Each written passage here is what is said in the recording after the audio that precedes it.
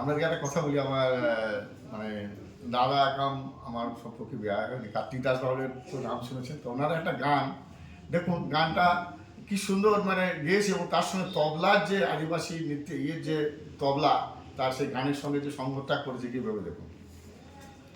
ও contractor বাবু, তুই কেন ঘুষাই দিলি বল,